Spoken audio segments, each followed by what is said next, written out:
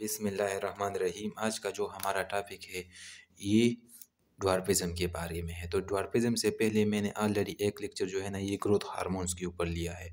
फिर इसी लेक्चर में मैंने आपको ये भी बता दिया है कि जाइजेंटिज़म क्या है। तो जाइजेंटिज़म मैं आपको सिंपली ये बता दूँ कि जाइजेंटिज़म एक ऐसी डिसऑर्डर है। क्या है ये? एक ऐसी डिसऑर्डर है जिसमें प्यूबर्टी से पहले यानी जब एपिफिज़ल पलेट जो है ना ये क्लोज़ नहीं थे, तब जो है ना ग्रोथ हार्मोन बहुत ज़्यादा मकदार में रिलीज़ हो रहे थे।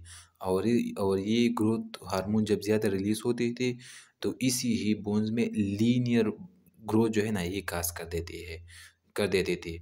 फिर जो है ना मैंने आपको एक्रोमेगेली बता दिया कि एक्रोमेगेली क्या है। तो एक्रोमेगेली में इस तरह होता था कि जो प्यूबर्टी के बाद जब एपिफिज़ल प्लेट क्लोज़ हुई, जब एपिफिज़ल प्लेट क्लोज़ हुई तो तब भी जो है ना बाज़ औक़ात जो है ना ये ग्रोथ हार्मोन बहुत ज़्यादा रिलीज़ होते थे।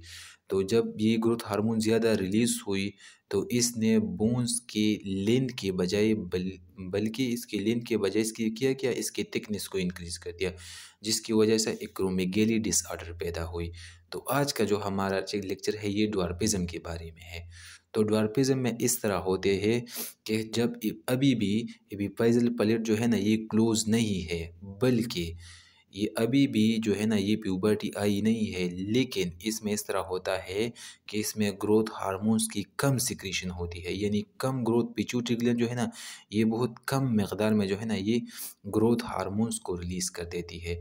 तो जब ग्रोथ हार्मोन्स कम रिलीज़ होती है तो जो बच्चा होता है वो अपनी साइज़ जो है ना अपनी उम्र के लिहाज से इसकी साइज़ क्या होती है? छोटी होती है। तो इसको हम क्या बोलते हैं? ड्वार्फिज़म बोलते हैं। तो मैंने इसकी किस तरह लिखी है? इट इज़ अकर यानी ये तब वाक़या हो सकती है when the individual is short stature resulting from the medical condition caused by the problem the rising in the pituitary gland in which the growth of the individual is very slow or delayed। यानी ये एक ऐसी condition होती है जिसमें pituitary gland किसी भी medical problem की वजह से, किसी भी इश्यूज़ की वजह से ग्रोथ हार्मोन्स को कम रिलीज़ कर देती है।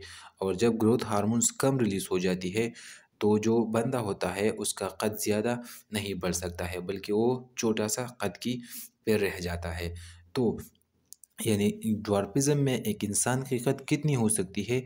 4 फुट से लेकर 10 इंच तक हो सकती है, या 147 सेंटीमीटर तक हो सकती है। लेकिन एवरेज में जो ड्वार्फिज़म में ऑब्ज़र्व किया गया है वो कितनी है? 4 फीट से लेकर 122 सेंटीमीटर तक है। अब अगर हम ड्वार्फिज़म की इटियोलॉजी की बात करें कि ग्रोथ जो ड्वार्फिज़म कौन-कौन से रिस्क फैक्टर की वजह से जो है ना पैदा हो सकती है। तो बस जो है ना ग्रोथ हार्मोन डिफिशिएंसी, ये तो मैंने आपको पहले ही बता दिया कि जो हमारा पिट्यूटरी ग्लैंड है इसका जो एक हिस्सा है जिसको हम इंटीरियर बोलते हैं, इंटीरियर हम फ्रंट को बोलते हैं, यानी जो चीज़ हमारे सामने मौजूद हो इसको हम इंटीरियर बोलते हैं। और यानी ये पेन जो है ना ये मेरे हाथ की इंटीरियर है, ये पेन जो है ना मेरे हाथ की इंटीरियर है। अगर ये पेन मैं इसी तरह करूँ तो ये मेरे हाथ की क्या हो गया? पोस्टीरियर हो गया।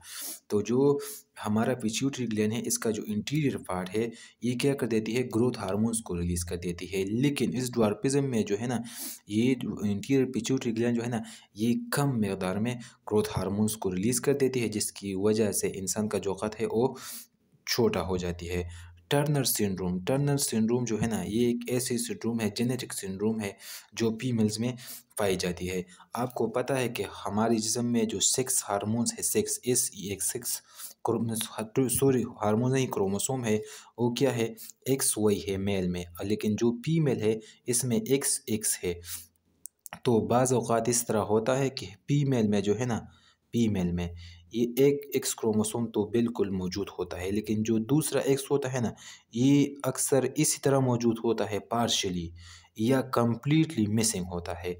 तो जब ये क्रोमोसोम पार्शियली या कंप्लीटली मिसिंग होता है तो इसको हम टर्नर सिंड्रोम बोलते हैं।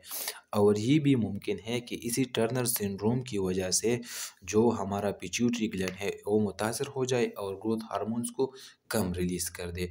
तो क्या ये भी एक रिस्क फैक्टर है? तो ये मैंने जो बात मैंने आपको बता दी ये मैंने सिंपली इसी तरह वर्ड्स में लिखी है।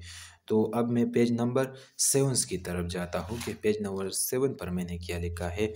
तो पेज नंबर 7 पर है एकॉन्ड्रोप्लेजिया, यानी एकॉन्ड्रोप्लेजिया एक ऐसी जेनेटिक डिसऑर्डर है जो जो क्या कर देती है, ड्वार्फिज्म को काज कर देती है। लेकिन कौन सी ड्वार्फिज्म को काज कर देती है? Disproportion dwarfism.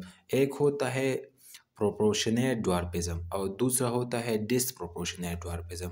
तो जो प्रोपोर्शनेट ड्वार्फिज्म होता है इसका मतलब ये है, फ़र्ज़ कीजिए कि मैं यहाँ पर जो है ना 3 मेल को खड़ा कर दूँ। कौन से 3 मेल्स को खड़ा कर दूँ और इन तीनों की जो उम्र है फ़र्ज़ कीजिए वो 10 साल तक है। कितनी है? 10 साल तक है।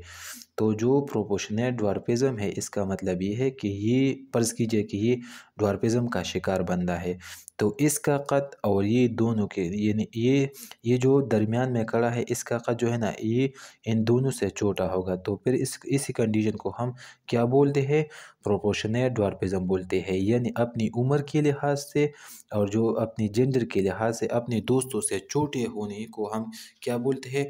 प्रोपोर्शनेट ड्वार्फिज्म बोलते हैं। लेकिन डिस्प्रोपोर्शनेट ड्वार्फिज्म का मतलब ये है कि एक ऐसा ड्वार्फिज्म जिसमें बंदा तो ड्वार्फ होता है, यानी छोटे कद का तो होता है, लेकिन इसका एक बाजू जो है ना दूसरी बाजू से अक्सर छोटा होता है या बड़ा होता है। इसी तरह इसका एक पाँव दूसरी पाँव से कभी छोटा होता है कभी बड़ा होता है।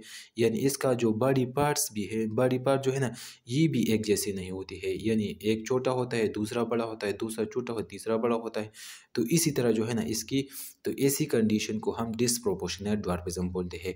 तो एकॉन्ड्रोप्लेजिया जो है ना ये भी एक जेनेटिक डिसऑर्डर है और ये हमारे जिस्म में डिस्प्रोपोर्शनेट या डिस्प्रोपोर्शन ड्वार्फिज्म को काज कर देती है। ये अपने एमसीक्यूज के लिए ये पॉइंट याद रखना है। और प्रोपोर्शनेट और डिस्प्रोपोर्शनेट ड्वार्फिज्म तो मैंने आपको ऑलरेडी बता दिया कि प्रोपोर्शनेट ड्वार्फिज्म का मतलब ये है कि अपने दोस्तों के लिहाज से फ़र्ज़ कीजिए कि आप जो है ना आपकी 3 दोस्त है और आपकी उम्र जो है ना ये भी 10 साल है और आपके दोस्तों की भी उम्र 10 साल है और तीनों जो है ना ये क्या है? मेल है। तो आप अपने दोस्तों के लिहाज से अपने दोस्तों में जो आपका कद छोटा है तो आप ड्वार्फ है। तो ये क्या है? ये प्रोपोर्शनेट ड्वार्फिज्म है। लेकिन अगर आप तो ड्वार्फ है लेकिन इसके साथ साथ आपका एक हाथ जो है ना ये अपनी ही जिस्म के दूसरे हाथ से छोटा हो, या आपका एक पाँव जो है ना ये दूसरी पाँव से छोटा हो, तो फिर इसको हम क्या बोलते हैं? डिसप्रोपोर्शनेट ड्वार्फिज्म बोलते हैं। और ये कौन से जेनेटिक डिसऑर्डर की वजह से होती है? एकॉन्ड्रोप्लेजिया की वजह से। जेनेटिक काज का मतलब ये है, ये हमारे जिस्म के अंदर जो है ना एक जीन्स है FGFR3। जब इसमें म्यूटेशन आ जाती है, म्यूटेशन तो आप जानते होंगे कि सडनली डीएनए सीक्वेंस में कोई तब्दीली आती है सडनली अचानक से, तो इसको हम क्या बोलते हैं? ड्वार्फिज्म बोलते हैं। तो जब इस जीन्स में म्यूटेशन आ जाती है तो ये भी ड्वार्फिज्म को काज कर देती है और इसकी वजह से जो नॉर्मल डेवलपमेंट ऑफ बोन्स है, यानी जो हमारे लंग्स बोन है, यानी जो हमारे हाथ और पाँव में मौजूद है, इसकी जो नॉर्मल डेवलपमेंट है ये मुतासर हो जाती है और जिसकी वजह से इंसान फिर छोटे कद की रह जाती है। तो ये जो है ना जेनेटिक काज की वजह, ये जीन्स का नाम आपने याद रखना है, FGFR3 जीन्स जो है ना ये आपने याद रखना है। फिर मैंने कुछ साइंस एंड सिम्टम्स लिखे हैं ड्वार्फिज्म के। ये तो बहुत कॉमन साइंस एंड सिम्टम होगा कि इंसान जो है ना एवरेज जो है ना अपनी एज और जेंडर के लिहाज से छोटे कद के मालिक होगा। शॉर्ट स्ट्रक्चर हम इसको बोलते हैं। Bones and joint abnormalities due to change in the shape in the structure of the bones. जब इंसान छोटे कद का होता है तो इसका जो बोन्स का शेप और जो इसका स्ट्रक्चर होता है ये भी क्या होता है? ये भी मुतासर हो जाती है, जिसकी वजह से ऐसे बंदे को जॉइंट्स एबनॉर्मलिटी भी का सामना करना पड़ता है। यानी कभी जॉइंट्स में पेन होता है, कभी कभी चलने में मसला होता है। तो ये क्या है? ये भी ड्वार्फिज्म की साइंस एंड सिम्टम्स है। इसी तरह नॉर्मल इंटेलिजेंसी, यानी अगर कोई बंदा जिसके कद जो है ना ड्वार्फ है तो ऐसा नहीं कि इसका जो दिमाग है वो भी छोटे होंगे, बिल्कुल ऐसा नहीं है, बल्कि वो एक अच्छे हाथ से जिस तरह हम नॉर्मल इंटेलिजेंस है वो भी इस तरह होगा, चाहे उसका कद छोटा हो या बड़ा हो। यानी ग्रोथ हार्मोन का इंटेलिजेंसी पर कोई भी असर नहीं है। यानी कोई बंदा अगर छोटा है तो इसका दिमाग भी इसी तरह काम कर देता है जिस तरह एक अच्छे खास इंसान के दिमाग काम कर देते हैं। Short finger with the specific separation between the middle finger and rings finger, ये भी आपने याद रखना है। यानी जो ड्वार्फ पेशेंट होता है, जो ड्वार्फ आदमी होता है, इसकी जो है ना ये फिंगर्स जो है ना ये छोटे छोटे होते हैं। लेकिन आपने ये याद रखना है, एक को हम मिडिल फिंगर बोलते हैं, एक को हम रिंग फिंगर बोलते हैं। यानी इसकी जो है ना ये हमारा जो है ना ये मिडिल फिंगर है, इसको भी रिंग फिंगर बोलते हैं और इसको भी रिंग फिंगर बोलते हैं। इन दोनों में जिन दोनों को रिंग फिंगर बोलते हैं, कोई लोग जो है ना इसको रिंग पहनाते हैं, कोई इसको लगा देते हैं जो है ना। तो ऐसे पेशेंट जो है ना जो ड्वार्फ पेशेंट होता है, इनकी इन दोनों फिंगर यानी रिंग फिंगर और इस फिंगर के दरमियान जो गैप होता है ना ये क्या होता है, ये ज़्यादा होता है ड्वार्फ पेशेंट की। एवरेज साइज ऑफ ट्रंक यानी जो ड्वार्फ पेशेंट होते हैं ना, इसकी सीने का जो साइज़ है ना ये एवरेज यानी जिस तरह एक नॉर्मल इंसान की होती है इस तरह इनकी भी होती है।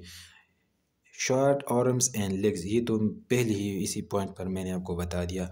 नॉर्मल लॉर्डोसिस एंड काइपोसिस ये क्या है, ये मैं आपको इसी एक स्ट्रक्चर्स में आपको दिखा देता हूँ एक पिक्चर में कि ये क्या है। ये जो है ना ये जो आप देख रहे हैं ये ये लॉर्डोसिस है। ये क्या है, ये लॉर्डोसिस है। ये जो स्पाइनल कार्ड आप देख रहे हैं ना, स्पाइनल कार्ड ये क्या है, इसी तरह जो आखिरी सर जो है ना लॉर्डोसिस, ये जो बटक्स की तरफ है ये बहुत ज़्यादा अंदर की तरफ गया है। यानी जब स्पाइनल कार्ड बहुत ज़्यादा अंदर जाए तो इसको हम क्या बोलते हैं, लॉर्डोसिस बोलते हैं। अब इसको देख ले आप, ये जो स्पाइनल कार्ड है ना, ये स्पाइनल कार्ड ये जो है ना इसी साइड पर ये बहुत ज़्यादा उभरा हुआ है, तो इसको हम फिर क्या बोलते हैं, काइपोसिस बोलते हैं। और नॉर्मल ह्यूमन का स्पाइनल कार्ड इस तरह होता है, लेकिन अगर ये इसी पॉइंट पर बाहर ज़्यादा आ जाए तो इसको हम फिर क्या बोलते हैं, काइपोसिस बोलते हैं।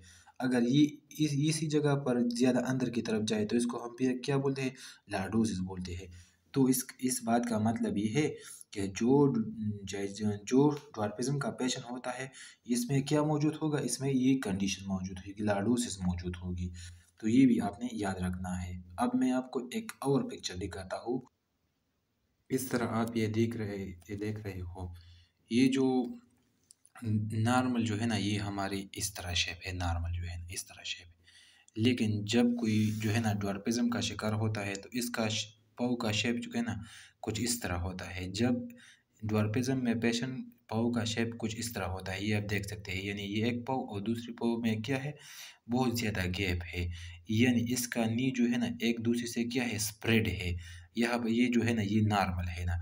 लेकिन ये ना जाए जेना वेगलम जो है ना ये एक दूसरी कंडीशन है जिसमें आपकी जो नी है ना एक दूसरे के करीब आती है। लेकिन जाइना वेरम जो है ना इसमें आपकी पैर जो है ना एक दूसरे से क्या हो जाती है, स्प्लिट हो जाती है। यानी आपकी नो जो है ना ये एक दूसरे से क्या हो जाती है, स्प्लिट हो जाती है।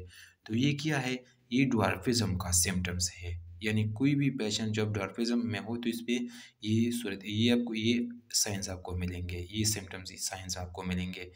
और ये तो मैंने आपको नॉर्मल बता दिया, और ये एक और कंडीशन है जो और डिजीज़ के रिलेटेड है जो मैं आपको आगे बताऊंगा।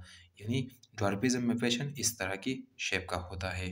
बस थैंक यू, एंड इंशाल्लाह I will meet you in next lecture.